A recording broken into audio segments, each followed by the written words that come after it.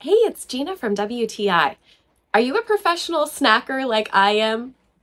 I could seriously snack all day instead of eating a regular meal. Something I find myself reaching for whenever the urge strikes me to snack are these Southern recipe pork rinds. They come in a few different flavors, but let me tell you about these Korean kimchi barbecue ones. To me, the taste is more barbecue forward, and it has a really nice sweetness because of that, but it still has the tangy heat from the kimchi flavor. I can taste that zing right on the tip of my tongue, and I really love it.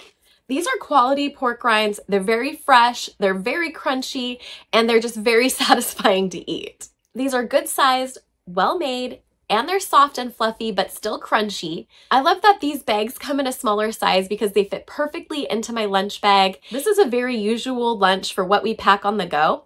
Cheese, a little bit of leftover meat or salmon, some roasted vegetables, and of course, bags of these pork rinds because they're the perfect addition to any meal or snack you might be eating. You won't be disappointed with the taste or the quality of these pork rinds from Southern Recipe, and that's my point of view.